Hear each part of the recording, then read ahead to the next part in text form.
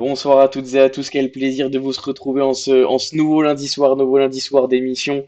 Pas de victoire, mais pas de défaite cette semaine, c'est déjà mieux que la semaine dernière. On va revenir sur le match nul face à Lorient, un bon point pris au Moustoir. On avait dit la semaine dernière que ça allait très sûrement être compliqué.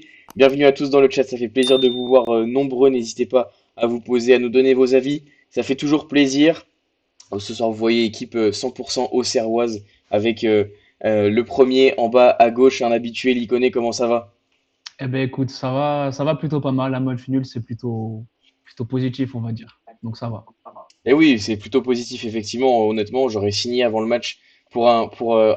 On reviendra après sur le déroulement et la physionomie du match. Pour compléter le trio, c'est Mathis qui reçoit déjà plein de fleurs dans le chat, Adrien. Oh, le beau gosse, comment ça va, Mathis? Eh ben, ça va très très bien. Dernière fois que j'étais venu, c'était une victoire contre les Ouais. Stacks. Là, je viens, c'est match nul. Je dirais que je suis le porte-bonheur de l'émission.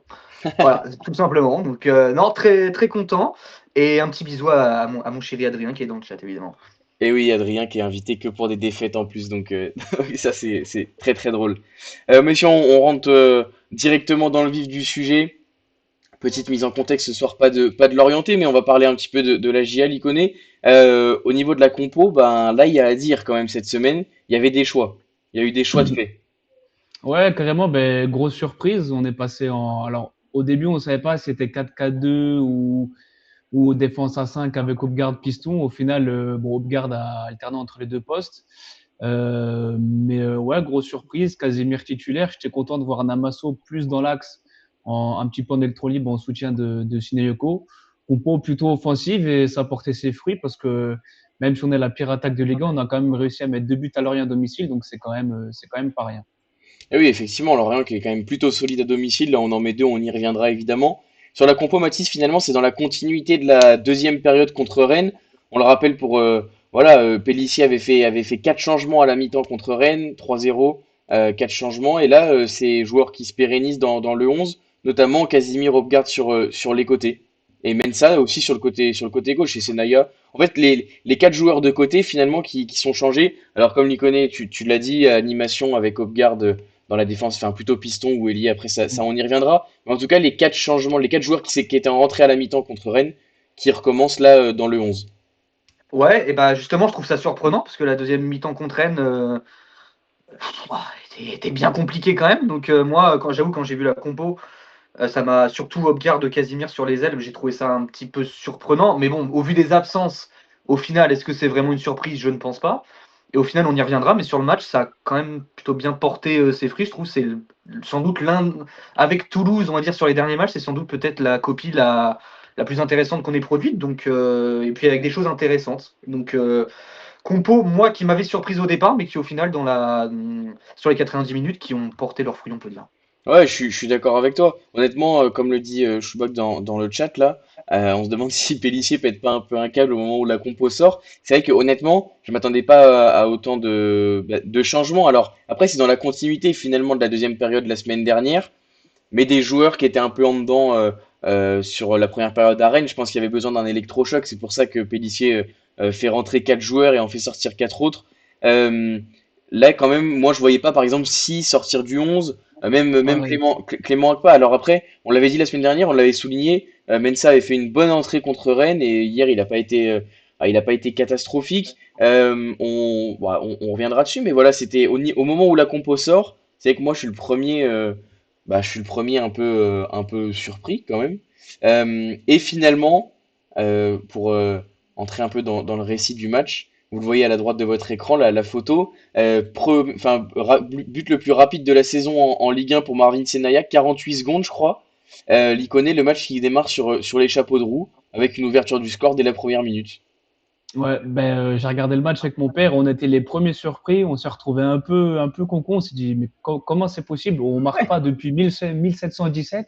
Et là, première action, sur coup de pied arrêté, on marque. Alors après, je me demande si, je crois que c'est Oko qui fait faute sur Kadiou. Il me semble qu'il lui écrase un peu le pied. Mais Ouais. après, sur le deuxième, je crois que c'est le deuxième but de l'orienté, c'est pareil, c'est Meite qui fait bloc sur Sénégal. Donc bon, j'ai envie de dire que ça s'annule.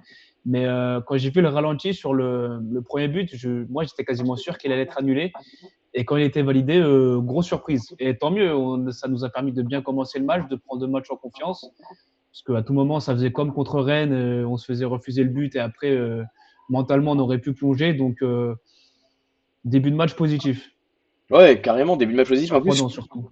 je comprends ce que tu veux dire sur le premier but parce que t'as l'impression que tout le monde s'arrête un peu avec Oui, c'est ça. cette C'est faute de. Talbi aussi qui s'arrête, ouais. Ouais, carrément, Et du coup, c'est ce carrément. qui laisse Senaya seul. Et après, Senaya fait le bon geste, hein. Mais ouais, j'ai regardé le ralenti. Il me semble bien que Talbi s'arrête du coup parce qu'il est surpris. Mais bon, il aurait mieux fait de rester concentré et tant mieux pour nous parce que ça nous a permis d'ouvrir le score très très rapidement. Ouais, carrément, carrément. Et en plus, c'est Naya, Mathis, qui fait quand même le bon geste sur ce premier but là. Assez surprenant, moi je trouve, de le voir prendre son temps. Voilà, il trouve la bonne zone. Il arrive à tromper Mvogo qui quand même sort très très vite. Et il y a quand même de l'envergure chez Mvogo. Bah déjà, moi j'étais le premier surpris. Pour vous dire, j'étais en train d'envoyer un message et je vois mon père qui gueule à côté. Je comprends rien du tout. Non, mais comme dit, il connaît, ça fait depuis 46 ans qu'on n'a pas mis de but. 48 secondes, ça part direct. C'est quand même très étonnant. Moi, de mon humble avis, il y a quand même faute à la base des. Si vraiment, et je pense qu'on en reviendra, mais l'arbitrage de Rudy Buquet encore. Des deux côtés, hein, ça a été une catastrophe ambulante. Mais c'est Naya qui, au final, se trouve en bonne position. Il faut être bien placé aussi, hein, pour recevoir le ballon. Et tranquille, pas de panique, etc. Et je pense que cette action-là, on a cette action-là il y a peut-être 4-5 journées, ça part soit en tribune, soit sur le goal, soit. Donc, il faut voir aussi le côté positif. C'est une occasion que peut-être on aurait pu louper il y a quelques temps. Donc c'est extrêmement positif. C'est quand même dommage enfin, on en reviendra aussi, mais tu mènes 2 fois, tu te fais reprendre 2 fois. C'est surtout quand tu commences comme ça, chez eux, avec les supporters et tout, tu sais t'aurais pu garder ces 3 points-là. Donc, mais gros, et Senaya, on va en reparler aussi, mais Senaya, au-delà de son but, c'est complexe aussi, hein, sur les deux, on en reviendra, mais en tout cas, sur le geste, rien à dire, c'est un geste d'attaquant, hein, très clairement. Ouais, clairement, ouais, franchement, bon, il fait le geste qu'il faut, il la place là où il faut, il arrive à tromper Mvogo, le match est parti. Et puis, quand même, enfin, ça va, ça va à toute vitesse. Mais déjà, tu l'as dit, Mathis, c'est Naya compliqué. Là, Liconé, on prend cette égalisation. Où finalement, déjà, elle doit jamais arriver sur cette action-là, en tout cas. On doit réussir Ouais, à sortir de cette situation. ouais, exactement. Bah, il y a Senaya aussi qui est pris et moi, j'inclurais même dans le lot Diomandé aussi. Pour moi, il est trop en retard sur Bamba Dieng et ça avait déjà été le cas, je ne sais pas si vous vous rappelez, contre Rennes avec le Paul. Dire c'est 2 numéros 9 qui en ce moment sont en super forme, surtout Dieng qui revient bien. Tu sais que tu as un joueur à marquer de près, c'est leur avant-centre. Et je trouve que Diomandé, alors j'aime bien, mais là, je trouve que ça fait plusieurs matchs qu'il est fébrile. Et en deuxième mi-temps, alors moi, vu de la télé, c'est l'impression que j'ai eue. C'était plus Oko sur Dieng que Diomandé. J'ai l'impression que du coup, Oko, on en reparlera aussi, mais pour moi, il fait un très très grand match dimanche. Ouais, bon, bah, bien qu'on connaît hein, physiquement les qualités qu'il peut avoir, et c'est vrai que ça correspond peut-être encore un peu plus à Oko qui a pu le maîtriser, je trouve, sur la deuxième mi-temps, t'as raison. Et puis pour finir un peu voilà, le fil rouge du match, Mathis, bah, on arrive quand même à scorer ce deuxième but sur une action finalement qui est encore une fois assez bien jouée, hein. C'est étonnant. Alors déjà, but de José Casimir. Rire dans la salle, déjà pour commencer. Mais non, mais déjà, Hopgard qui fait un super travail, je crois, sur son côté gauche, Ouais. qui Ouais. sur 40, ouais, 30 mètres. En plus, moi, de tête, il arrive vraiment tout seul, quoi. Ah C'est ouais, vraiment ouais. un contre où il est tout seul. Il arrive à temporiser, il trouve Namasso dans l'axe. Namasso, qui, pareil, il y a peut-être 4 ou 5 journées, aurait tiré comme un gogol et aurait envoyé la balle Parce qu'il y avait des mouettes, hein, apparemment, à Lorient. J'en ai vu 3-4 passer dans le match. Ouais, Il en on aurait les a assassiné vus. une. Là, il décale Casimir, pareil. Alors, elle est un peu axiale. Mvogo peut mieux faire, je trouve. Mais pas de pression. Il la cale au fond. Cette équipe-là, tu sens qu'elle a quand même de la qualité individuelle et collective sur certaines séquences. Il y a quand même, on n'a pas mis beaucoup cette saison, mais sur certains buts. Moi, je pense à celui de Toulouse, de Metz au match aller. euh, où c'est vraiment des séquences collectives où ça joue bien, quoi. Et tu sens vraiment que dans cette équipe, quand vraiment elle a de la confiance et quand collectivement ça se met en place au fur et à mesure du match, c'est une équipe qui peut faire de vraies différences. Et c'est ça qui est d'autant plus rageant quand tu vois la tournure que prend notre saison, surtout offensive. Mais à l'image de cette occasion-là, c'est super bien joué. Vraiment super bien joué. Et pour Casimir, c'est une bonne nouvelle parce qu'au-delà de son but, je trouve que par rapport à ce qu'il nous avait proposé depuis le début, je trouve que c'est un match correct. Bon, Hmm. c'est pas exceptionnel, mais c'est un match correct et on va dire même bon. Donc si ça peut lui lancer sur les 10 derniers matchs aussi une dynamique aussi individuelle, et en sachant que voilà, Romain Fèvre, on ne sait pas trop dans quel état physique il va revenir. Lasso Koulibaly, pareil, je crois que Christophe il a dit 6 semaines en conférence de presse. Si on peut compter sur un Josué Casimir qui est pas trop mal, on va pas s'en priver. Donc c'est pas trop mal, je pense. Ouais, complètement. Casimir, moi je pense que là, s'il enchaîne encore deux, trois prestations comme ça, il prend la place pour la fin de saison sans trop de soucis. Tu l'as dit, Mathis Romain Fèvre, physiquement, bah, ça va être compliqué de revenir. On sait qu'il était déjà en grosse méforme. Là, il se reblesse encore un peu. Je pense qu'il va revenir dans le groupe le week-end prochain. Mais même dans quelle situation physique, quoi, ça va être ça aussi la problématique. Après, sur la situation du deuxième but, il y a, je trouve, quelque chose qu'on n'a quand même pas eu beaucoup cette saison. Le petit coup de chance de le ballon est dévié, il revient sur Namasso. Après, c'est super bien joué, tu l'as dit, Mathis, Namasso qui. Moi, je pensais sincèrement qu'il allait frapper. C'est la même qu'il a, par exemple, contre Rennes, quand Samba lui met dans les pieds. Alors, il n'a pas la situation. Contre Rennes, il n'a pas la possibilité de décaler à droite, mais il n'hésite pas. Voilà, Namasso, il a quand même cet instinct buteur, enfin de frappeur. Là, je pensais qu'il allait le frapper. Casimir, mine de rien, il le décale. Bon, la frappe, elle n'est pas parfaite, je suis d'accord avec toi. Mbogo peut mieux faire, mais elle finit au fond. Et après, je sais pas, ça doit être 25e minute, peut-être, un truc comme ça, le but de Casimir. Quelque chose On, comme ça. on se dit, bon, bah écoute, c'est plutôt pas mal. On a réussi à réagir malgré l'égalisation. Réussi à réagir malgré l'égalisation. Et ensuite, Ikoné pour finir le fil rouge, en tout cas le fil rouge des buts. Après, il y a voilà, cette erreur défensive. Alors, au moment du but, moi, je souhaite quand même, voilà, le bloc de Bamo Meïté. Je sais pas dans quelle mesure. Enfin, voilà, je pense que sur le premier but, il y avait effectivement faute.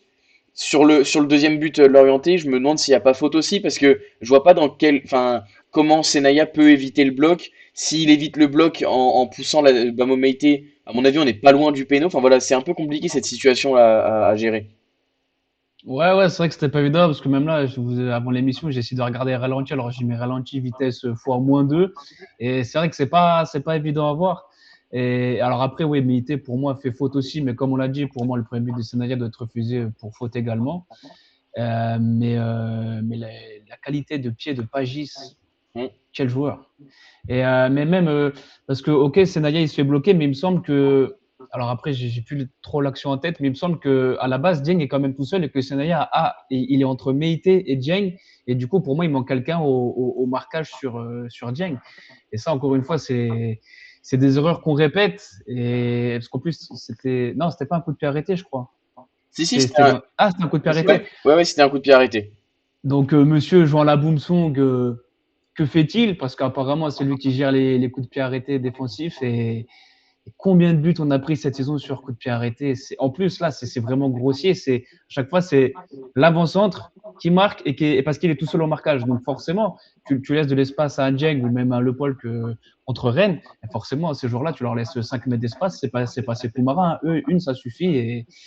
Et on l'a vu, et malheureusement, on se fait revenir au score très rapidement aussi également, parce qu'on est revenu 5 minutes après, mais on se refait égaliser 5 minutes plus tard, donc frustrant.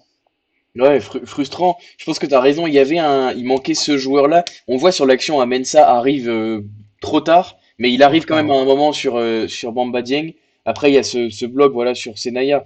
Bon, quoi qu'il en soit, il y a une erreur sur ce coup de pied arrêté défensif. Là, il doit y avoir plus de monde dans la surface. Et on connaît la qualité de pied de Pagis. Enfin, c'était relativement travaillé parce que Pagis a pas mis le ballon dans une zone où finalement il y avait plusieurs mecs qui pouvaient la reprendre. Là, c'était à destination de Bamba Dieng. Le bloc de Bamo Meïté s'était travaillé. Bon, bah ça fonctionne. Je pense que Senaya fait pas beaucoup d'efforts pour tenir debout non plus. Donc voilà, tout se goupille bien et Lorient bah, égalise sur ce coup de pied arrêté où finalement il y a encore une erreur défensive là. Et c'est frustrant parce que tu te dis que devant ça fonctionne plutôt pas mal pour une fois. Juju le met dans le chat. Deuxième but, c'est un bon contre et c'est relativement rare cette saison qu'on arrive à exploiter les contres comme ça. Donc c'est vrai que c'est rageant sur cette première demi-heure là. Tu arrives à marquer deux fois à l'extérieur, tu te fais reprendre deux fois sur des erreurs défensives alors que voilà, sur les buts, en tout cas sur le deuxième, tu as réussi à bouger réellement Lorient. Donc c'est vrai que là-dessus, c'est assez rageant. On va pouvoir passer sur la partie collective, on va dire. On a parlé un petit peu des buts, mais collectivement, quand même, Mathis, on l'a dit, c'est plutôt un bon point. Aller chercher un point au Moustoir, on sait à quel point ça peut être difficile. Il n'y a pas beaucoup d'équipes qui l'ont fait cette saison. Et en plus, la prestation a été plutôt cohérente, c'est-à-dire qu'on a même réussi à gérer après le 2-2 quand même, voire à être dangereux sur certaines situations. Ouais, totalement. J'en reviens de ce que je dis depuis le début. Je pense que c'est un match, il y a peut-être un mois et demi, on se serait écroulé. Très sincèrement, peut-être pas écroulé, mais en tout cas, on n'aurait pas pris ne serait-ce qu'un point. La prestation collective, moi, elle me rassure quand même par rapport à ce qu'on a vu contre Rennes, où là, contre Rennes, on pouvait quand même se poser beaucoup de questions. Mm. Déjà, rien que sur certaines attitudes, sur certaines errances défensives. Ce qui est dommage sur ce match-là, c'est quand même défensivement, on a beaucoup parlé cette saison offensivement des errances qu'on pouvait avoir à juste titre, hein. On est la pire attaque de Ligue 1 et de loin, mais défensivement, on encaisse beaucoup trop sur des erreurs individuelles. Et là, je rebondis sur le deuxième but qu'on prend. Même au-delà de, on va dire, Sénat qui se fait bloquer machin, le coup franc, c'est quoi? C'est Dani Namasso qui fait une prise de catch complètement débile.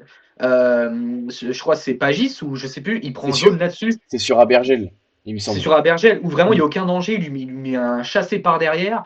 Et enfin, c'est dommage, quoi. C'est des trucs qui sont largement évitables. C'est des buts que tu ne dois pas prendre. Prendre 2 buts contre Lorient au Moustoir, c'est pas dramatique, loin de là. Mais il y a une manière de prendre des buts, quoi, j'ai envie de dire. Et c'est ça qui est dommage. Quand tu regardes cette saison, le nombre de buts qu'on encaisse sur coup de pied arrêté, des pénaltys concédés, où on encaisse quand même un petit peu, ou des erreurs, des errements de placement, c'est dommage quoi. Déjà qu'offensivement on n'arrive pas à marquer, si derrière on n'arrive pas à tenir un minimum la baraque, c'est compliqué. Mais on va dire que dans la globalité sur ce match-là, il y a eu quand même, on a été rassurés et je pense que les joueurs eux-mêmes se sont rassurés par rapport à ce qu'ils avaient pu proposer contre Rennes. Et on sait que là, de toute façon, il reste 10 matchs, ça va jouer à la confiance, à l'équipe qui va être la plus en confiance, qui aura la plus confiance en ses qualités collectives individuelles. Donc c'est un match qui rassure et qui rassure un peu tout le monde. Donc, on va voir, on va dire le positif plus que le négatif sur ce match-là.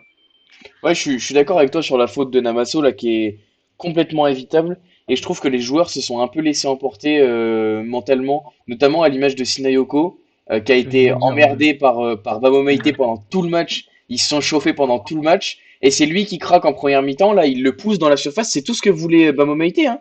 Il a fallu que ça pour qu'il prenne un jaune, Sinayoko. Et après, effectivement, bah, jaune, déjà, ça veut dire suspension dans 15 jours contre Marseille pour Sinayoko. Mais ça, de toute façon, ça aurait pas pu être évité. Ça a déjà été évité la semaine dernière. Il se fait retirer son jaune à juste titre. Il aurait dû être suspendu contre Lorient. Il était là, mais je trouve qu'on a eu du mal à gérer la pression mentale infligée par les Lorientais sur le match d'hier. Et c'est dommage parce que là, bah, à l'image de Sinaeko, à l'image de Namasso, qui prend jaune là sur. Enfin, oui, enfin, je comprends pas le geste. Enfin, c'est complètement intentionnel. Il arrive par derrière. Il n'y a pas volonté de prendre le ballon. L'Iconé, quand même, collectivement, ce qui est intéressant sur le match d'hier, c'est que mine de rien, avec tous les changements qui ont été faits, donc au moins les 4 changements qui ont été faits dans la compo, bah, avec ce match-là, ça va quand même remettre encore un petit coup de concurrence dans l'effectif. On rappelle qu'il y avait quand même Akpa 6 sur le banc hier, des joueurs qui ont eu l'habitude d'enchaîner les semaines précédentes. Est-ce que, selon toi, tu vois le 11 d'hier recommencer la semaine prochaine contre Strasbourg, à condition effectivement des blessures et suspensions potentielles? Ouais, je pense après maintenant avec blessure dans l'habitude, voilà, il a été dans la continuité de la deuxième mi-temps face à Rennes, il a raligné la même équipe. Moi je pense qu'il va faire un changement, je pense qu'il va remettre Lamine Si parce que ok, c'est Naya, il met un but. À partir du moment où tu mets un but, être en coup de deux, bon, ben, c'est pas ouf. Mais ouais, même moi, quand j'ai vu la compo, j'étais le premier à me dire putain, mais c'est pas possible. Je dis là, il cherche la prime de licenciement, c'est pas possible autrement. Et au final, il nous a fait mentir et bravo à lui parce que c'est vrai qu'Hopgard, ailier gauche, bon, moi, on sait ses qualités de vitesse et tout. Et encore, je trouve que sur ce match-là, c'est dommage parce qu'en fait, il était ailier, mais c'était pas vraiment assumé. Alors après, il devait compenser, s'insérer piston, après repartir ailier. Il a quand même eu un gros abattage sur ce match-là. Et même Casimir, en soi, même si je suis le premier à l'avoir critiqué maintes et maintes fois cette saison à juste titre, voilà, là, et même collectivement, les comportements étaient bons. Collectivement, on voyait une équipe soudée. Hein. Bon, après, c'est vrai que mentalement, on a tendance à péter les plombs rapidement à l'image de Sinayoko. Namaso, c'est régulier aussi. C'est souvent qu'il a des coups de sang. Azouzi aussi, bon, lui, malheureusement, il est blessé, mais c'est lui qui arrivé aussi contre Brest, je crois. Donc, pour moi, ce qu'il faut réussir à améliorer sur le prochain match, c'est déjà défensivement être beaucoup plus présent au marquage et voilà, essayer d'amener un peu de calme. Mais pour moi, c'est ce que doit faire un Owusu qui est capitaine. Je pense qu'on en reparlera après de Owusu, mais voilà, essayer ok, être dans l'engagement, être agressif, il n'y a pas de souci, mais que ce soit dans le bon terme. Pas se laisser submerger par les émotions, laisser les nerfs prendre le dessus et prendre des cartons bêtement parce que c'est nous après qui allons être les premiers handicapés. Ouais, je suis complètement d'accord avec toi. Déjà qu'on est en difficulté avec tous les absents, si en plus on commence à avoir un suspendu par match devant ou au milieu, ça va commencer à être compliqué. Mine de rien, là, le choix que Pellissier a fait sur ce match-là, c'était Casimir. On sait que devant, de toute façon, avec les absences de Koulibaly, Fèvre, il y a le choix entre soit Mara et mettre Sinaoko Namaso autour, soit Casimir sur le côté. Et avec bah là, pour le coup, un changement tactique, un Namaso un peu en retrait de l'attaquant, un 4-4-2, 4-2-3 un peu hybride, avec Hopgard aussi, ce rôle un peu hybride. Je trouve qu'Hopgard, il a vraiment fait un gros boulot. On reviendra après sur le côté individuel, mais c'est vrai que le retitulariser dans cette position-là, après la deuxième mi-temps qu'il fait contre Rennes, elle est vraiment pas top, la deuxième mi-temps qu'il fait contre Rennes. Mais c'est vrai que c'est un peu. On reviendra enfin, dans le côté individuel, mais il est un peu hybride, je trouve, ce joueur, mais on sait pas trop où le mettre. Parce que en même temps, il a des trop gros défauts pour être latéral au niveau défensif. En même temps, devant, je trouve qu'il manque aussi un peu d'instinct, de qualité technique presque. Je pense que physiquement, il fait l'affaire, mais techniquement, c'est un peu plus compliqué pour lui. Et en plus, je pense qu'il joue quand même beaucoup, je le disais la semaine dernière, sur le reculoir. Il tente peu, il tente des choses très très simples. Alors après, peu de confiance aussi, évidemment, hein, parce que c'est un joueur qui n'a pas forcément enchaîné cette année. Donc voilà, évidemment, la confiance joue. Euh, Baptiste, quand même, pour une fois, on a souligné effectivement le côté offensif. Là, il y a les stats à la droite de l'écran. Sur les XG, alors enfin, importance relative hein, sur les XG, mais on a plus d'XG que Lorient, 1,41 contre 1,12, et trois grosses occasions. Alors je pense qu'il y a les deux buts, plus la frappe de Sinayoko en deuxième mi-temps, qu'aurait pu faire mouche. Mvogo va très très bien la chercher. Mais les XG supérieurs à nos adversaires, c'est pas souvent quand même. Ouais, c'est assez rare pour le souligner et au final ça rejoint ce qu'on dit depuis tout à l'heure, c'est-à-dire qu'on a fait un match qui dans la cohérence a été top. Et on sort presque de ce match, comme je disais, à se dire putain, ça aurait pas été plus mal d'aller chercher 3 points en plus. Alors, toute proportion gardée, mais c'était quand même la dernière cartouche pour espérer aller titiller peut-être un peu plus haut que le barrage, parce que si tu gagnais là, tu revenais à 4 points de Nice. Nice, tu les recevais avant dernière journée. Si tu chiais pas trop jusque-là, tu pouvais peut-être espérer quelque chose d'autre. Là, de toute façon, on sait très bien que voilà, vu comment c'est parti, ça va être une bataille à 3 parce que Metz, faut pas les enterrer non plus. Mais ouais, dans la prestation, c'est dommage, mais bon, on va pas chier. Hein. Voilà, comme je dis, c'est un match qu'on aurait perdu, je pense, il y a quelques temps, et aller prendre un point au moustoir face à cette équipe de Lorient qui est en forme totale depuis 2026, qui est sans doute l'une des meilleures équipes en Ligue 1 sur ce qui fait de mieux depuis le début d'année, c'est quand même très très bien. Mais encore une fois, on en revient sur les errements de cette équipe. Et après, voilà, c'est une équipe qui joue le maintien et qui, de facto, a des défauts qui sont majeurs dans ce championnat-là. Mais moi, je garde encore une fois le positif. C'est un point contre une très bonne équipe. Et mine de rien, sur les 4 derniers matchs, c'est quoi? Deux nuls, une victoire. Et bon, voilà, tu as le match contre Rennes. Mais Hmm. mine de rien, on commence à prendre des points, comme je dis, qu'on n'aurait pas pris voilà, il y a quelques temps. Donc maintenant, il n'y a plus qu'à espérer que Nantes, bah, ça se réveille pas. Parce que moi, je reste persuadé que cette équipe de Nantes, si à un moment donné, elle appuie sur l'accélérateur, ça sera mort pour nous. Parce que c'est une équipe qui, dans la qualité purement individuelle, je trouve, est meilleure que nous. Oui. A des individualités qui peuvent faire la différence. Et si cette équipe-là se réveille, ça risque d'être compliqué. Maintenant, il reste 10 matchs. Ça va être. Moi, je sens quand même une équipe, et moi, c'est ce qui me rassure vraiment, une équipe qui est complètement concernée, qui est complètement dans la bataille, Là où avec Metz et Nantes, justement, il y a un peu une fracture avec les supporters machin, là c'est tout le monde qui tire dans le même sens. Donc je pense qu'il peut faire la différence aussi de notre côté. Donc on va dire qu'il y a beaucoup de choses positives, mais sur ce match-là, je suis très content du point obtenu en tout cas. Ouais, bah t'as raison de le dire, hein. Sur les 5 derniers matchs, ça fait une défaite, 3 nuls, une victoire. Bah, honnêtement, c'est plutôt un bilan positif pour une équipe qui bataille pour le maintien. À noter que ce point du nul obtenu contre Lorient et un point supplémentaire pris face sur Nantes et Metz qui ont les deux perdus. À noter que Lille a gagné à la 94e minute, je crois, contre Nantes, dans le multiplex aussi hier. Mais bon, tant mieux pour nous. Du coup, ça fait un point de plus que Nantes, donc c'est toujours bon à prendre. Et on le souligne face à cette équipe lorientaise. Je crois qu'il y avait la stat avant le match. Je crois que c'est la quatrième équipe de Ligue 1 en 2026. Il me semble, je crois qu'ils sont à 21 points pris, 22 là avec le match d'hier. Donc c'est assez extraordinaire quand même. Cette équipe lorientaise. À noter, et Jean le dit dans le chat, Pantaloni qui a dit en conférence de presse après le match que c'était un jour sans pour Lorient.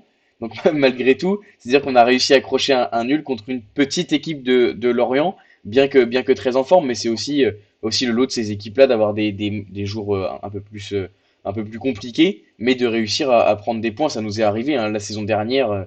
Je me rappelle Djoubal qui nous libère à Rennes, il me semble, là-bas. On gagne sur un but de la tête à la 88e ou 9e. C'était un match qui avait été compliqué, on arrive à gagner. C'est les saisons de promus comme ça où il y a de l'euphorie, c'est ce qui arrive à Lorient. Et je pense que Lorient, avec le point d'hier, c'est pas mathématiquement, mais officieusement maintenu.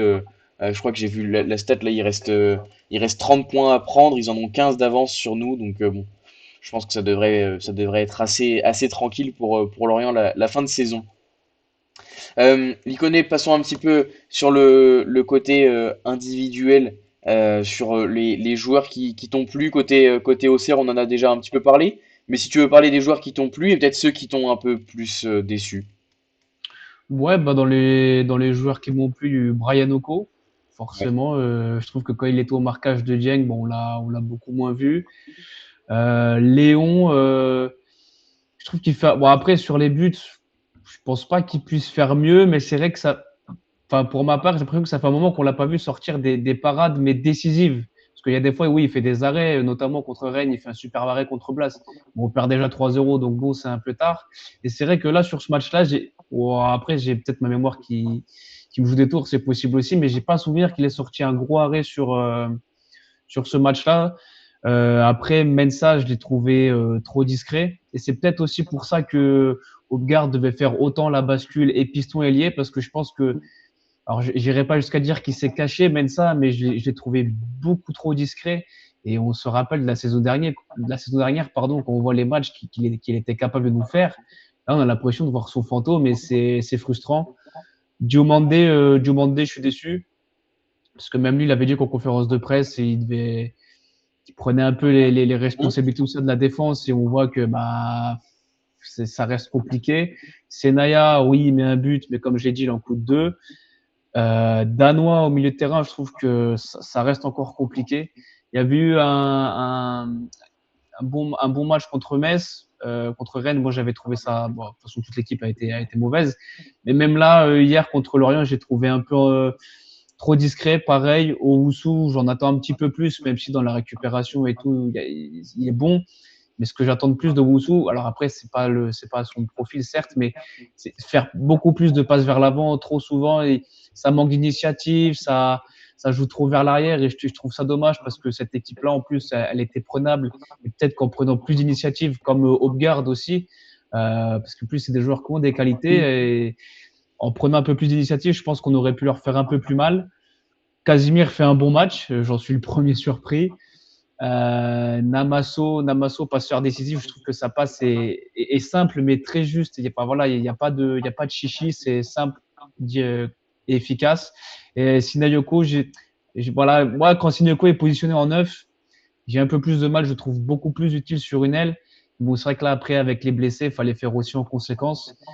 Et ouais, voilà. Sinayoko, je reste quand même déçu. Et après, après, au niveau des changements, et c'est là où j'en veux aussi un petit peu à Pélissier, c'est qu'on fait qu'un seul changement. C'est Mara à la 81e.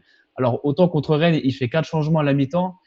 Et bon, là, on avait quand même quelques joueurs qu'on aurait pu faire rentrer. Je pense à Amada à la place d'un Kevin Danois. Pourquoi pas lancer aussi Sissoko et aussi faire rentrer Si parce qu'on voyait que Senaya prenait le jus. Donc ouais, je suis un peu déçu sur les changements, enfin le changement du coup qu'a fait Pélissier, et puisqu'il en a fait qu'un sur les 5 possibles. Ouais, je te rejoins sur les non-changements. Je le tweet à la fin du match et je comprends pas qu'on n'utilise pas la mini. Enfin, Pellissier a toujours dit et a toujours prôné le fait de pas trop chambouler l'équipe. Alors, bon, paradoxalement, il l'a fait la semaine dernière contre Rennes où là il chamboule tout, mais je pense qu'il y avait volonté d'électrochoc et c'est un peu extraordinaire. Il fait rarement 5 changements, ou en tout cas, il fait pas 5 changements qui ont de l'impact. Les joueurs commencent à rentrer à la 70, 75e, etc. Mais là, effectivement, à Hamada, si, c'est des joueurs qui enchaînent les matchs, qui ont l'habitude de jouer, etc. Dire que tu prends pas de risque à faire rentrer Hamada et si, et à tenter, pourquoi pas, effectivement, tu l'as dit, il connaît devant un jeune, je sais pas, Sissoko, Rodin, en tenter un histoire d'apporter un peu de mouvement. Là, on voyait que sur les 20-25 dernières minutes, il y avait quand même plus de rythme. Des deux côtés, hein. C'est pas pour. Enfin, je veux dire, des deux côtés, c'était physiquement épuisé. Mais à Auxerre, il y avait le porteur qui essayait d'amener un peu, généralement Namasso, jusqu'au moment où il se rendait compte qu'il était entouré de 4 mecs et qu'il fallait soit revenir derrière, soit qu'il allait perdre le ballon. C'était à peu près tout sur les 20-25 dernières minutes. Donc c'est vrai que là-dessus, je suis d'accord avec toi, je te rejoins sur les non-changements. Et bon, Mara qui fait ce qu'il peut, mais c'est pareil, il a 10 minutes quoi pour jouer. Enfin, le temps de se mettre dans le rythme du match et tout, c'est quand même très compliqué. Et avec autour de lui que des joueurs qui ont physiquement 80 minutes dans les jambes, donc qui sont pas prêts forcément à faire le pressing comme lui ou à l'envoyer en contre-attaque. Voilà, c'est vrai que c'est dommage, je trouve ces non-changements ou ces changements trop tardifs. Mathis, sur le plan individuel, qui sont les joueurs qui t'ont plu, qui sont les joueurs qui t'ont un peu moins plu côté Auxerre? Bah, à peu près les mêmes qu'il connaît hein, dans la globalité. Moi, Mensa, sa saison, elle m'horrifie. Alors peut-être que je suis un peu dans l'exagération, mais quand tu sais ce qu'il est capable de faire, ce qu'il a été capable de faire pendant des années chez nous, oh, c'est compliqué cette saison au-delà de son match là, mais c'est j'ai même pas les mots en fait. Moi je suis très déçu parce que c'est un joueur qui dans la capacité à apporter offensivement, à être aussi propre derrière, parce qu'on voit Mensa aussi comme un joueur capable offensivement d'apporter des choses, mais un Mensa en forme derrière, il en récupère aussi beaucoup, il se fait pas beaucoup passer. Et là, cette saison, enfin, une calamité. Je suis dans l'exagération, je pense, mais c'est très compliqué. Et c'est un joueur, et c'est dommage parce que c'est un joueur qui peut tellement nous apporter. Et c'est dommage aussi parce que je crois qu'il est en fin de contrat cet été. Et vu Mhm. comment c'est parti, il restera pas. Mais c'est dommage parce qu'au final, quand il partira, tu auras la sensation quand même un peu de gâcher avec lui, quoi. De te dire, c'est un joueur qui est capable d'aller tellement plus haut, tellement, et t'as l'impression qu'il se contente du minimum. Et c'est vrai que c'est très décevant. Après, D'ailleurs, dans. d'ailleurs, je trouve son match assez paradoxal, alors que son entrée la semaine dernière contre Rennes, il avait été quand même impactant, il avait donné des bons centres, techniquement propres. Et là, c'est vrai que je comprends pas, de très discret, comme tu l'as dit, Mathis. Ben, après, c'est Gideon Mensa, c'est l'irrégularité à son paroxysme, hein. Oui, Même, oui, c'est vrai. même à son top chez nous, voilà, c'était un match sur deux matchs sur trois, il y a toujours, voilà. Et puis même s'il serait régulier, il serait pas là. Mais ouais, dans sa capacité à répéter aussi les efforts et tout, je trouve que cette saison, il joue avec la ventoline, quoi. C'est terrible. Oui, mais moi, je trouve ça vraiment dommage parce que un Gideon Mensa en forme, il t'apporte tellement, surtout dans une équipe comme la nôtre. Et de voir effectivement ce rendement si faible qu'il a, c'est quelque chose qui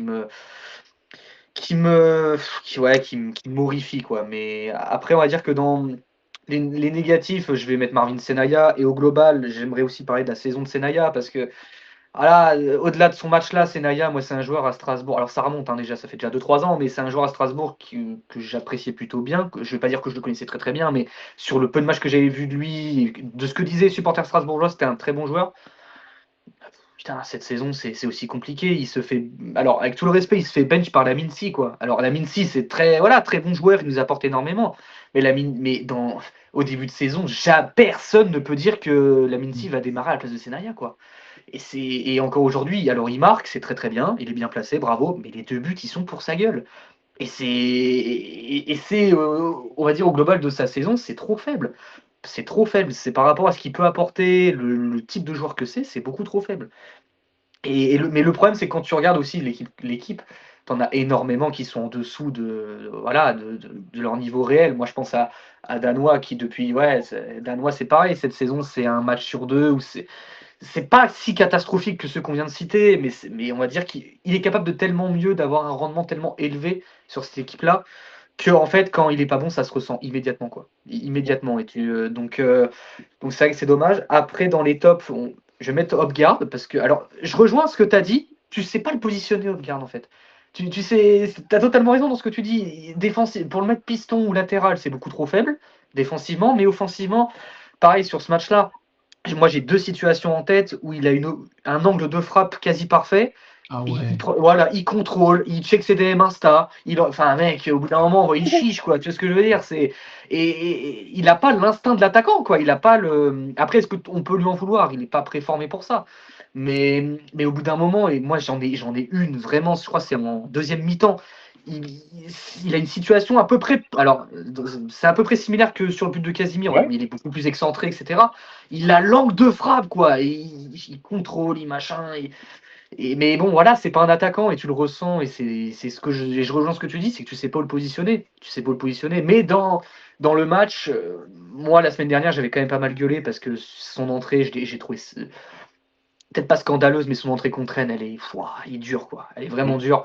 Mais là, sur ce match-là, tu sens que ce garçon-là, il a quand même quelques qualités, mais je sais pas si sur la durée, ça peut vraiment tenir en tant vraiment que titulaire, quoi. Et vraiment, on va dire que le gros point négatif que je vais mettre, c'est le banc, quoi. C'est le banc. Tu regardes le banc. Alors, ok, il y a des blessés, ça, il n'y a pas de problème. Tu regardes les mecs qui sont sur le banc.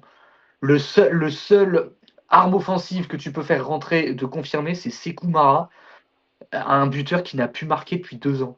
Tu vois, et on en revient toujours au recrutement et tout. C'est pas pour refaire une fixette, machin, mais il y a des blessés, on peut le comprendre, mais ouah, et sur ce que vous avez dit sur les changements.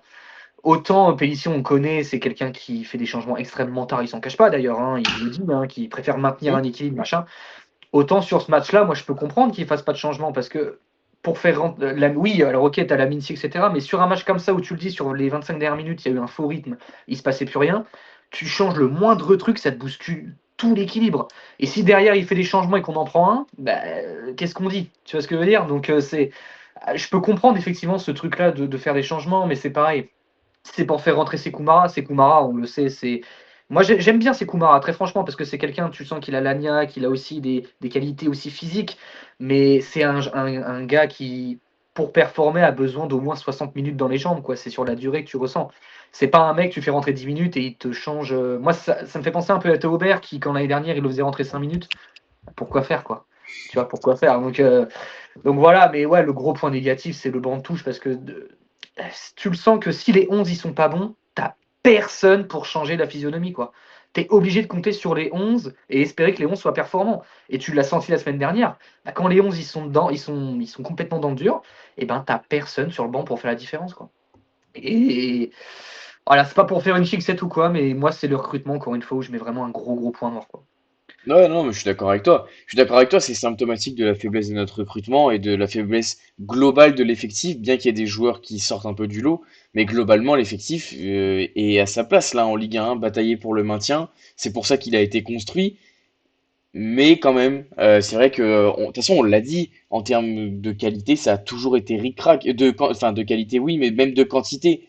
Quand tu décides, dans la dernière semaine de mercato, de faire partir Onaiwu, Aye, bah forcément, et que tu recrutes pas devant, forcément, tu sais que ça va être compliqué, même en termes de quantité. Alors, si tu recrutes devant, tu recrutes Sekoumara en joker, un jour après la fin du mercato, parce que tu n'as pas été capable de le signer avant. Sachant qu'à ce moment-là, t'as pas un défenseur central que tu es obligé de jouer avec Senaya Mensa en centrale, mais bon, bref, c'est un autre débat. Mais oui, tu recrutes devant un joueur, c'est Kumara, pour trois. Rien qu'en termes de quantité, rien, sans parler de qualité de chaque joueur, tu sais que ça va être compliqué. Évidemment que ça va être compliqué. En plus, bon, bah là, on se tape Fèvre, Koulibaly, deux joueurs qui peuvent jouer à droite, qui sont blessés. Donc, évidemment, évidemment que c'est compliqué. Moi, Likone, j'avais quand même une question pour toi sur bah, la suite. Si, bah, non, vas-y, je vais te poser cette première question-là.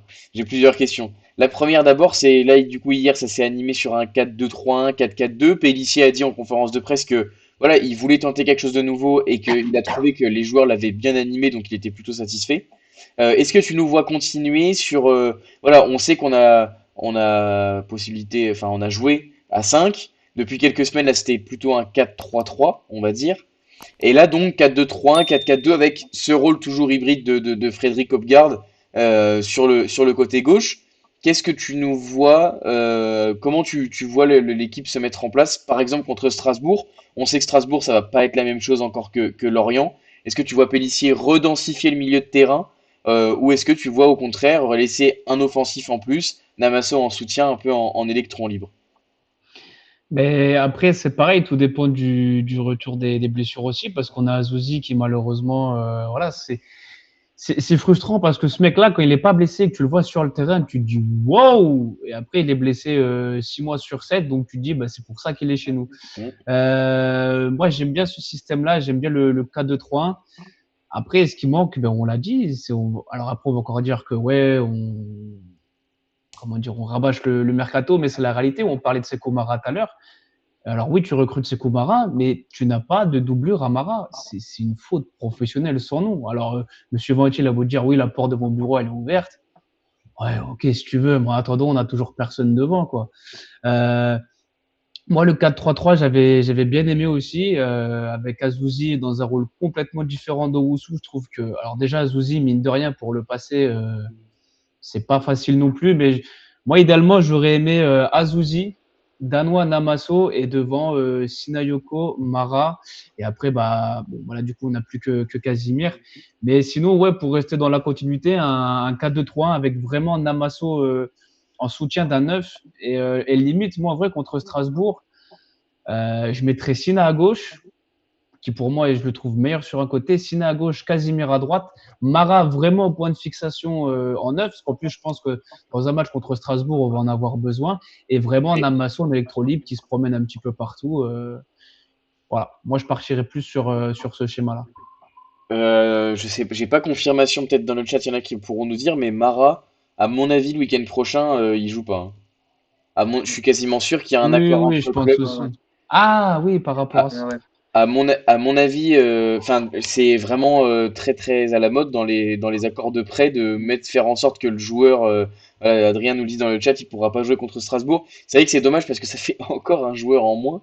Donc ouais, Adrien le disait déjà à l'aller, Mara n'avait pas pu jouer contre Ouais, Strasbourg ouais. et ça Ouais, m'étonne ouais. pas vu les accords de prêt. Mais effectivement, moi je trouve que là, comme tu décris l'animation offensive, l'Iconé, bon bah pas contre Strasbourg, mais potentiellement contre Marseille, enfin toujours pas puisque Sinayoko ne sera pas là, mais cette animation-là avec les forces en présence, bah pourquoi pas, ça peut être intéressant à voir si Fèvre peut revenir. Parce que là, c'est vrai que devant, aligner 4 offensifs, bah si, ferait Hopgard à gauche avec Casimir, Sinayoko, Namasso. En fait, la même ligne d'attaque qu'on a eu hier avec peut-être Namasso un peu en retrait de l'attaquant. En plus, Hopgard a fait quand même un match relativement correct, donc je vois bien Pélissier le maintenir. Moi, ma question, Mathis, d'abord, c'est est-ce que tu vois l'équipe continuer sur un type 4-2-3-1 ou retrouver un 4-3-3, etc. Et ensuite, si c'est maintenu sur un 4-2-3-1, qu'est-ce que tu vois au milieu de terrain, sachant qu'on a quand même du coup Danoa Owusu, mais Naohiro Hamada sur le banc qui avait fait plutôt un bon match contre Metz, etc. El Azouzi qui va revenir a priori dans les semaines suivantes. Si on reste à deux milieux de terrain, qu'est-ce que tu vois se pérenniser sur ces postes-là? Bah justement, moi je pense que déjà au vu des absences qu'il y a devant, partir à 4, c'est très risqué. C'est très risqué. Mais même sans parler d'un point de vue tactique ou partir à 4 face à Strasbourg quand on sait la qualité qu'ils ont, même à domicile, c'est très compliqué. Mais moi, je le vois plutôt revenir à un milieu, enfin 4-3-3 tout simplement. Alors après, c'est compliqué parce que voilà, il a mis cette équipe-là contre Lorient, ça a quand même bien fonctionné. Donc ce serait un peu aussi contrebalancier d'aller de rebasculer sur une équipe qui a pris 3-0 la semaine d'avant contre Rennes. Mais on va dire qu'au vu des absences, voilà, Mara sera pas là, Fèvre. Même s'il est là, je le vois vraiment pas jouer plus de 20 minutes au vu de la condition physique qu'il a. Mais si jamais il repart dans ce double pivot-là, Ça sera pour moi Ouzou un Déboulonnat parce qu'il t'apporte un. Même s'il peut t'apporter plus, je suis d'accord avec ce qui a été dit tout à l'heure, il t'apporte quand même un équilibre au milieu et un leadership aussi qui est pas négligeable et qui, dans une mission commando comme la nôtre, c'est pas négligeable du tout. Donc, et puis, comment tu veux enlever Kevin Danois du milieu de terrain? C'est impossible. Je pense, dans l'équipe, si tu as deux noms que tu coches direct, c'est quoi? C'est Danois, Léon peut-être. Donc, moi, si jamais effectivement il y a un double pivot qui est reconduit, je le vois totalement repartir avec les deux mêmes. Mais ouais, c'est dommage parce que dans ce double pivot-là, tu as quand même du monde au milieu de terrain, que ce soit avec Amada, que ce soit avec El Azizi, c'est des joueurs de qualité, hein. Et c'est pour ça que moi, à titre perso, je verrais plus repartir dans un milieu à 3, rien que pour l'équilibre que ça peut t'apporter. Mais j'avoue que là, je sais pas du tout sur quoi il va partir contre Strasbourg. J'avoue que j'en ai aucune idée. Je, je sais pas du tout, mais on va dire que dans la logique, il devrait repartir avec la même équipe qui a fait un bon match là. Je ne le vois pas en fait rebasculer derrière dans une compo qui n'avait pas marché la semaine d'avant, ouais, ça va être un casse-tête, hein. Au milieu de terrain, je pense que c'est un casse-tête pour le staff et pour Pélissier d'à chaque fois de reconduire le milieu de terrain parce que s'il y a bien un secteur où on a quand même beaucoup de joueurs de qualité en nombre, c'est au milieu, je trouve. Ouais, je suis d'accord avec toi. Et d'ailleurs, c'est un peu, à mon avis, pour ça que à terme, on repassera un peu par défaut sur un 4-3-3. C'est que finalement, au milieu, quand El Azizi reviendra, tu as quand même cinq solutions avec Ahamada Dioufé, en théorie remplaçant quatrième et cinquième dans la hiérarchie avec Danois ou El Azizi au milieu. Là où devant, si tu pars à 4 à chaque fois, bon bah avec les absents, les blessés, et même quand tout le monde est là, bah, c'est compliqué de partir à 4 à chaque fois avec 4 joueurs de qualité et en forme. Là où au milieu de terrain, c'est plus possible. Alors après, est-ce que ce sera contre Strasbourg? Ça m'étonnerait parce que, on l'a dit, vous l'avez dit, les gars, Pellissier, il aime bien quand même de la continuité d'une semaine sur l'autre. Donc à mon avis, là, ça va repartir sur quelque chose de relativement similaire, avec pourquoi pas, par contre, un Hopgard encore un poil plus bas, passer sur un réel poste de piston. Et pour moi, si à droite avec justement cet apport offensif-là, et en fait passer sur une sorte de défense à 5 mais avec Hopgard quand même la liberté de l'ailier, à voir comment ça s'anime. Après, ça c'est plus de l'animation, mais je le vois repartir moi aussi avec ça. Et il faudra être très très fort au milieu de terrain, hein, parce qu'il y a du monde, il y a du monde à Strasbourg avec El Mourabé, Barco, etc. Donc, où Soudanois vont avoir du gros boulot. Et Strasbourg, je crois qu'ils étaient sur Kevin Danois, il me semble, cet hiver, euh, Strasbourg. Et je crois que c'est un joueur qui piste depuis à peu près, enfin, quelques années déjà. Donc, ce serait pas étonnant qu'ils en profitent sur ce match-là. Mais oui, oui, il y a du monde, il y a du monde à Strasbourg. Et nous, de notre côté, c'est peut-être le secteur le mieux fourni, hein, le milieu de terrain. Tu l'as dit, Mathis, avec, moi, je dirais 5 possibilités quand El Azizi sera revenu de blessure. 5 possibilités, on va dire, à peu près au niveau, alors avec des qualités différentes pour chacun. Mais voilà, c'est le secteur peut-être le plus fourni. Bah, messieurs, je crois qu'on a sur le côté individuel, je crois qu'on a fait à peu près le tour. Si vous voulez un mot sur Lorient, je ne sais pas s'il y en a un de vous deux qui veut dire un mot sur Lorient, les joueurs qu'il a appréciés. Parce que j'ai dit par exemple que à Strasbourg, il y avait de la qualité au milieu. Moi, je trouve par exemple que Noah Kadiou a fait beaucoup, beaucoup de mal à nos milieux de terrain. Je sais pas lequel de Ouais. vous veut y aller. Ouais, bah, Vas-y, vas-y, vas-y, vas-y, je vas-y, veux t'inquiète. bien aller. Ah, parce que ouais, j'ai vu quelques matchs de Lorient et Kadiou, il monte en puissance.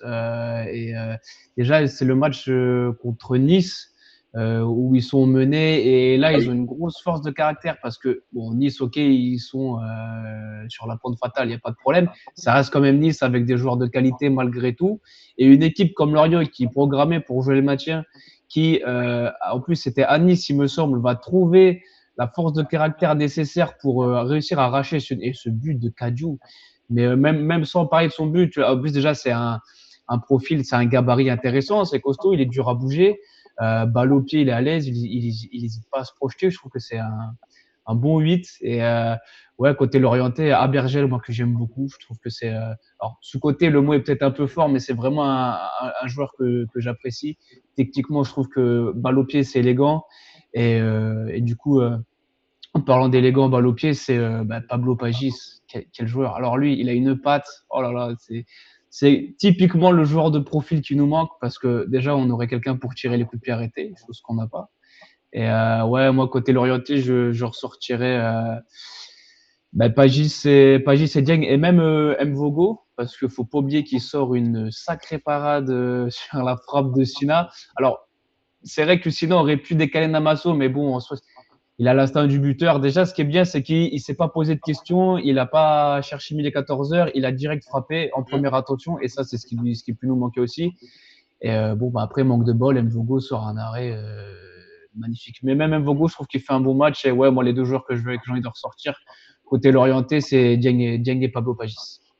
Ouais, juste pour rajouter sur Kadiou, c'est vrai que c'est vraiment atypique, tu l'as dit, il connaît comme profil parce que il est très très grand et assez imposant. Je connais pas sa taille, mais il est vraiment grand. Mais par contre, techniquement, je me rappelle, je crois que c'est sur Bamba Dieng, la passe qu'il fait où Diomandé est obligé de tacler. Là, Mm. il fait vraiment une ouverture, une très très belle ouverture. Donc, non, franchement, c'est atypique comme profil et pas oublier qu'ils sont allés le chercher en Ligue 2 à Rodez, hein, il me semble, la saison dernière, Noah Kadiou. Euh, Rodez ou Pau, je sais plus, ouais. il me semble que c'est ça, donc ils sont allés le chercher en Ligue 2, la titulaire en Ligue 1. Donc franchement, non, c'est un bon coup pour Lorient. Évidemment, tu l'as dit, Pablo Pagis, qualité technique, qui fait une très bonne saison. Je crois qu'il est déjà à 8 buts hein, cette saison, D'accord. Pagis. Donc non, non, franchement, très très très belle saison. Très belle saison, messieurs, on va pouvoir passer au top flop. Euh, j'ai juste le petit commentaire dans le chat. Mais oui, oui, on va pouvoir passer au top flop pour terminer cette émission. Top flop, je le rappelle, ça peut être n'importe quoi autour du match, un joueur, mais tant que ça a un rapport avec le contexte, n'hésitez pas dans le chat à nous donner votre top flop sur le match d'hier. Mais si je ne sais pas lequel de vous deux veut y aller. Et, allez-y, les mecs, je suis gentil ce soir, allez-y. Ben, top flop. Ah ouais, pour sortir un peu, parce que c'est vrai qu'on parle beaucoup de CR, mais en vrai, j'ai été surpris. J'ai bien aimé l'ambiance au Moustoir. Le stade était plein. Je trouvais que ça poussait bien. Enfin, côté télé, rendu télé, je trouvais que c'était plutôt sympa. Après, en top, ouais, bah, Dieng, Pagis, chez nous, Oko. Et en flop, allez, je vais mettre les non-changements de Pélissier. Et voilà. Moi, je suis d'accord avec toi. Je te rejoins là-dessus. Je te rejoins là-dessus, Mathis, pour ton top flop. Bah, en vrai, on a à peu près tout dit. En flop, je mettrais quand même Rudy Buquet. Enfin, les mecs, Ah je oui, veux pas elle faire est doublée, lui. fixette sur les arbitres, mais putain, Rudy Buquet, quoi. Oh, on savait que c'était un arbitre, un arbitre qui était réputé pour voilà, mais alors putain, je pense que des deux côtés, que ce soit nous les Lorientais, on peut le dire, il a été à chier complet quoi. Mm. Moi, il m'a sorti des yeux, c'est des fautes qui sifflent pas, moi, je suis désolé, parce on a beau être supporter machin, le but de Senaya, pour moi, il doit être refusé, parce qu'il y a quand même une belle semelle. Mais le but de Lorient aussi, parce que moi je suis d'accord, à un moment donné, il le bloque, il fait quoi Senaya, parce que s'il va sur le côté, c'est pénaux et machin. Hmm. Et même le nombre de fautes qui soit il siffle pas, ou soit il met jaune, enfin, c'est incompréhensible. Mais bon, on est dans la continuité de l'arbitrage français, hein, mais je Oui. voulais le souligner parce que moi, ça m'est franchement sorti des yeux sur ce match. Autant il y a des matchs où, tu vois, ça passe à peu près. Alors celui-là, moi, ça m'est complètement sorti des yeux. Après, en top, je mettrais quand même Pablo Pagis parce que, alors, le pauvre, il a une sacrée calvitie, mais alors putain, le pied qu'il a, c'est exceptionnel. Non, mais le joueur que c'est fou, quoi. C'est typiquement le joueur qui nous manque chez nous. Un bon tireur de CPA qui, techniquement, se pose pas de questions, qui t'apporte offensivement sur les 30 derniers mètres, qui en un contre un, il a aussi des belles qualités. C'est vraiment un très, très, très bon joueur. Et on va dire qu'en top, je mettrais quand même l'attitude chez nous. Encore une fois, quand on regarde voilà, Nantes qui se prend un but à la dernière seconde contre Lille, Metz qui a 10 contre 11 pendant quasiment une heure n'arrive même pas à faire une frappe cadrée. Je trouve que nous, dans les attitudes, on est quand même sur le. Parce que là ça se formule quand même sur on va dire une bataille à trois pour savoir qui va aller chercher cette place de barragiste. Je trouve que dans la mentalité, collectivement, on est quand même les mieux armés vraiment sur la force collective pour aller le chercher. Tout le monde, comme je l'ai dit tout à l'heure, on est voilà avec les supporters, avec les joueurs, on fait vraiment une union sacrée là où il y a vraiment une cassure, une déchirure. Bon, c'est des contextes différents, on peut pas comparer, mais là où à Metz ou à Nantes, c'est quand même bien plus compliqué. Mais je mettrais quand même cette force collective parce que moi, depuis le début de saison, même s'il y a eu des matchs où ça a été vraiment une horreur absolue. Moi, je vois une équipe qui lâche pas. Je vois des joueurs qui sont concernés. Bon, à part peut-être un ou deux, Casimir. Mais on va dire que dans la globalité, c'est quand même une équipe qui, je trouve, est vraiment concernée. On peut pas faire le reproche aux joueurs de ne pas se la donner ou quoi. Je vois vraiment des joueurs concernés. Et je pense que dans l'envie, même si en fin de saison, ça se passe mal, dans l'envie, je pense qu'on ne pourra pas leur reprocher grand-chose. Et au final, je pense qu'en tant que supporter, c'est ce qu'on demande en fait. C'est pas... On sait très bien que voilà, en étant le club qu'on est, on ne peut pas demander aux joueurs et à l'équipe de gagner tous les week-ends. Mais sur l'envie et sur l'impact, moi, ça me rassure parce qu'à chaque fois, je vois une équipe concernée. Et c'est ce que moi, en tout cas, en tant que supporter, je recherche quand je vais au stade et quand je vais voir mon équipe, quoi. Donc, c'est vraiment le top que je mets sur ce match-là. Ouais, je suis d'accord avec toi, hein. Je te rejoins sur l'aspect collectif et d'ailleurs on le voit sur les célébrations après les buts. Enfin, je dirais, tout le monde célèbre ensemble. Il y a pas de les joueurs ils ont leurs petits trucs préparés, etc. Et tu sens que collectivement ça soulage. Quand tu marques, enfin quand la JA marque en ce moment, ça soulage. Et là en plus tu passes au score deux fois de suite et ce serait peut-être l'objet de mon top parce que réussir deux fois de suite à repasser devant. C'était pas arrivé beaucoup cette saison. J'ai pas souvenir d'un seul match où c'est arrivé. Il faut quand même avoir le caractère pour le faire.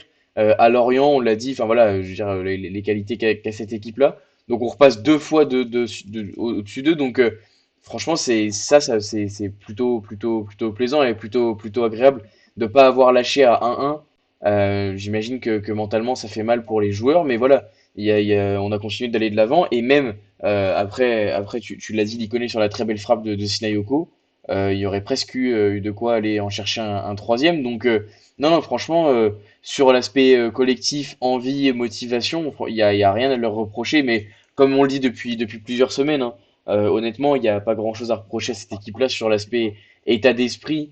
Euh, Ils font avec leur qualité, hein. Il n'y a personne qui trompe, on n'a pas été trompé sur la marchandise, sur qui que ce soit, ou presque. Donc voilà, honnêtement, sur l'aspect mental, motivation, on peut pas leur reprocher grand-chose. Et on sent encore, tu l'as dit Mathis, cet aspect groupe, l'importance des uns pour les autres, et ça dénote un peu avec nos concurrents pour le barrage. Donc c'est peut-être ce qui va nous sauver. Et après, il va encore falloir prendre pas mal de points encore pour aller trouver le barrage.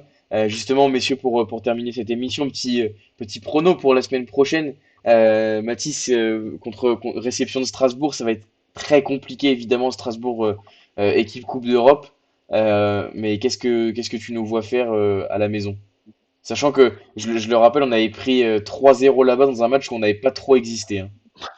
Ah ouais, bah je pense que ouais, c'est peut-être avec Rennes, l'un des pires matchs de la saison, vraiment en termes de qualité technique, de qualité individuelle, c'est l'un des pires matchs qu'on ait pu proposer. Et moi, cette équipe-là me fait peur de Strasbourg parce que c'est une équipe qui, en fait, ils ont tellement de qualité à chaque poste qu'ils peuvent faire deux équipes différentes avec deux schémas différents.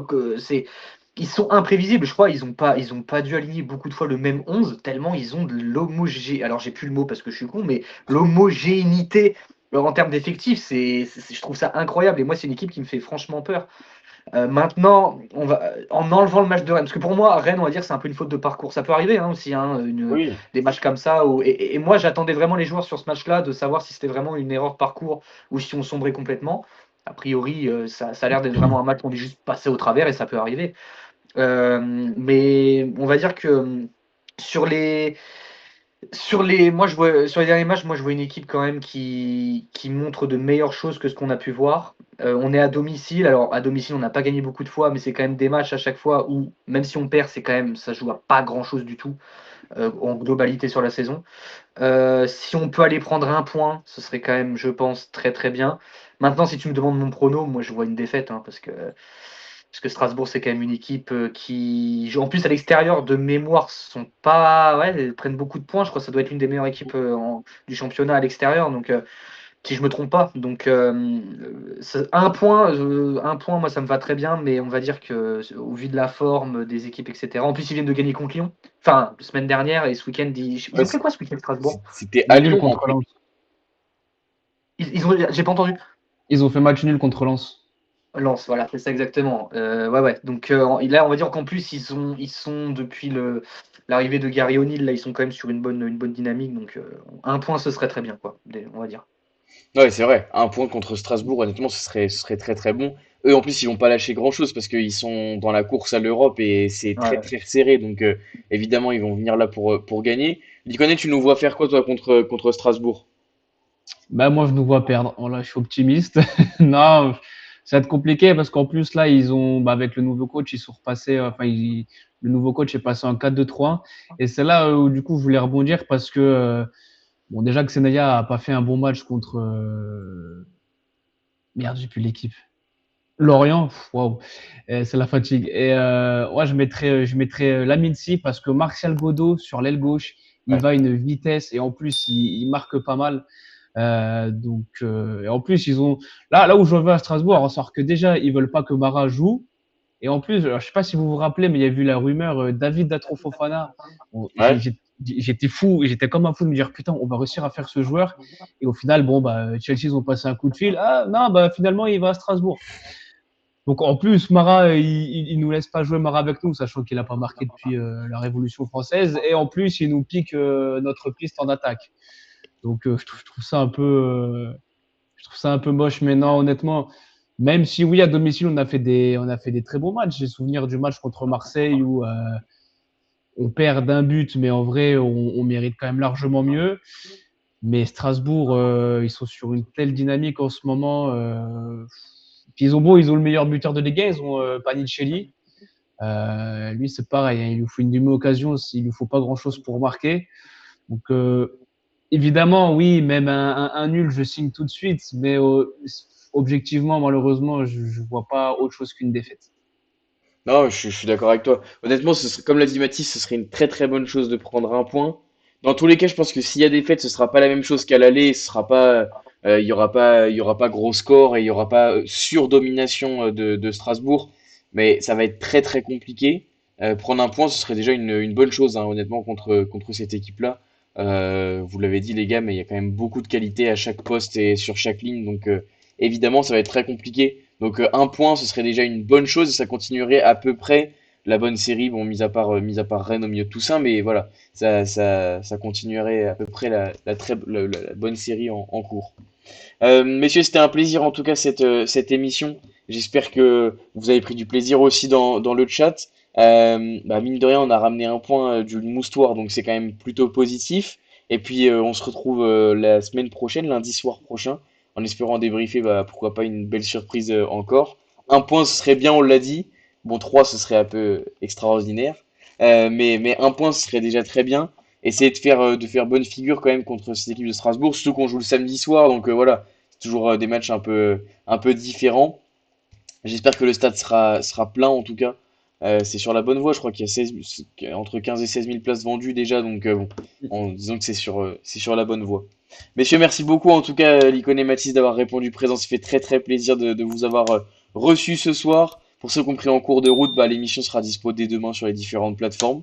Et puis, passez une bonne semaine, bon courage à tous, bonne fin de soirée, et puis à très vite, et allez la JA.